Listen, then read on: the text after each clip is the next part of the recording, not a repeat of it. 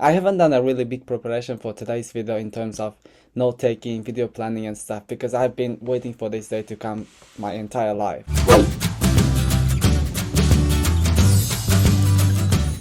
Hello everybody, this is Shekhan from AT Life. I'm very glad to see you all back on my channel. In today's video, I'm going to talk to you guys about something special, something maybe a bit personal. As you might have already guessed from the title and thumbnail of the video, it is about me overcoming the biggest insecurity of my life. I think to some extent everybody has some sort of insecurity, and I reckon there is nothing wrong about talking about your insecurity. In fact, talking it out to somebody who you feel close to might actually make you feel better. So I plan to talk to you guys about my insecurity because I feel close to you. Because you guys have been supporting me on YouTube channel. That means a lot to me. Thank you guys. Not only that, because it's not only about me overcoming my insecurity, biggest insecurity. I believe there is a big lesson that everybody can learn from it. So keep watching the video. As we go along, you'll understand what lesson I'm talking about. First things first, I know this term is not really popular. Many of you might not have heard of it. Rhotacism. Rhotacism is basically speech impediment. People with rhotacism cannot pronounce R. So they have a thick and lazy tongue. It just doesn't move inside of their mouth. So they cannot really pronounce R because R is an active sound, active letter. They cannot do that because of that thick and lazy tongue. Let me take you back to the childhood. Do you remember when we were kids, when we were young? None of us were like very clear with our speech. We would be, baby talking, a little bit older, still not clear with our speech. As time went, we all, started to pick up, letters, sounds. We started to learn how to pronounce them, like say them clearly in our languages. Same thing happened to me too when I was a young kid. I was not really speaking clearly. My friends around me were not speaking clearly too. But then as time passed, when we got to elementary school, we were all almost speaking pretty well. But I was the only one who has left with one problem. Letter R. I couldn't make it. So I went to elementary school, I couldn't do that. People around me, my parents, my siblings thought that I would learn it a little bit later, maybe next year. And the next year came, I couldn't say it again, and they thought next year. By the time I reached the middle school age, people around me forgot that I had that problem because they got used to the way I talked. They were like, they didn't really notice that I had that problem. But I can't remember a single day without solving that problem of mine. I wanted to speak like my friends. In middle school, I met new people.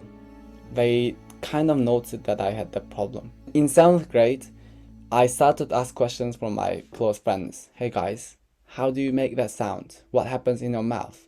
How do you move your tongue when you make that R sound? Just tell me how you do that. So some of my friends tried to teach me. And from my understanding back then, how people make that sound is by vibrating their mouth on the upper side of their mouth. So I kind of came up with a practice. I started to forcefully vibrate my tongue inside of my mouth. So I started to practice that practice. And I finished middle school, but the problem was not resolved. So I went to high school and I met new people, new friends. And I felt so bad because I was about 17 or 16. And almost nobody around me would have the same problem. It was so bad. I practiced even more and more. And in high school, I started to learn English. I decided to study abroad, English-speaking university. I started to attend to English-speaking university. Because I had that problem, my English pronunciation was so bad. It was just so bad. But the good thing is, when I went to university, I made international friends who spoke English. Some of them were native English, some of them were not native, but they were English-speaking friends. So they didn't notice that I had that problem because they thought, okay, maybe that's his regional accent. Maybe it's his accent because he's not a native. They just, for whatever reason, they just didn't notice it, which was good. But then still, deep inside, I knew I had to solve it. So I kept practicing.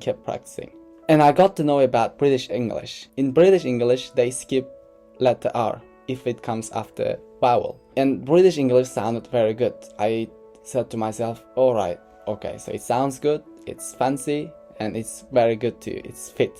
So learn it. and I started to learn to speak in British English. I kinda, got the hang of it.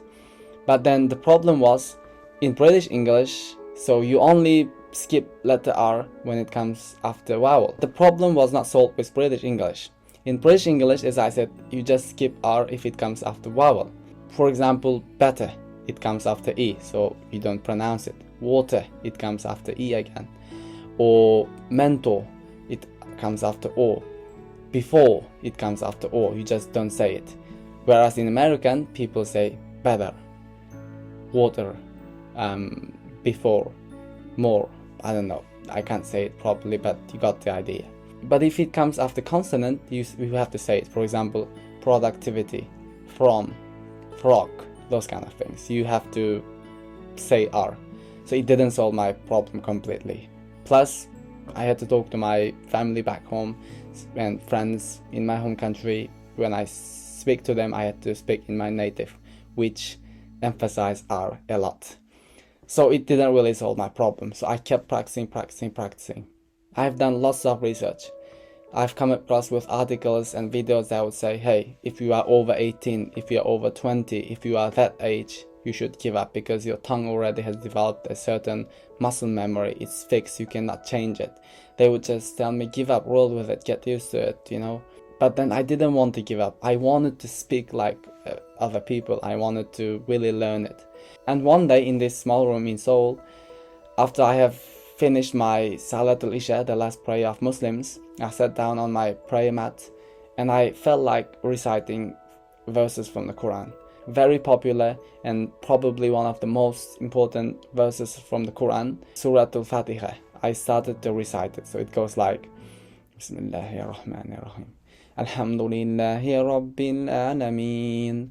Ar-Rahmanir Rahim. Maliki Yawmiddin. As you have noticed, it goes like Ar-Rahmanir Rahim, which are the divine names of our God, Allah.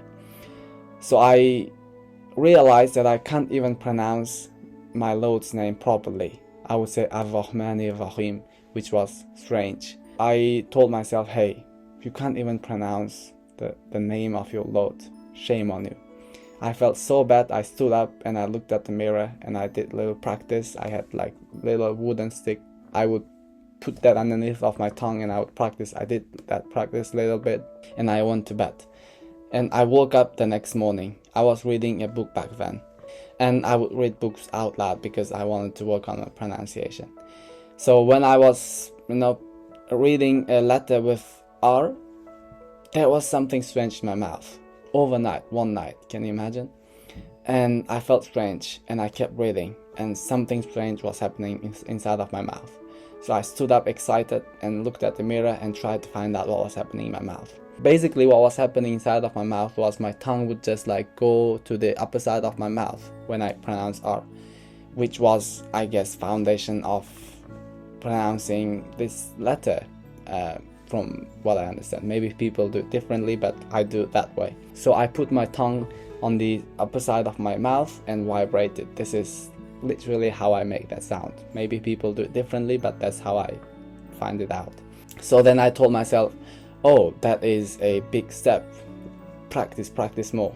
So after 5 or 6 months now, I'm not saying it 100% perfectly, but I guess I'm somewhere about 95%. I'm saying R in any language, in Korean, in English, in Uzbek.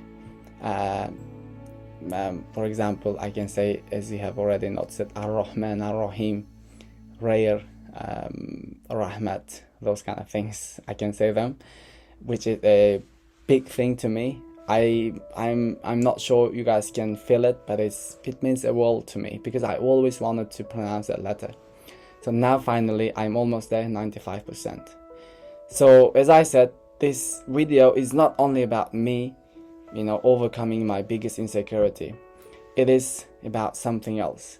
So if you truly want something, if you have a dream, if you have a goal, and if you have a good intention, if you have a consistency, it might take a week, a month, a year, 2 years.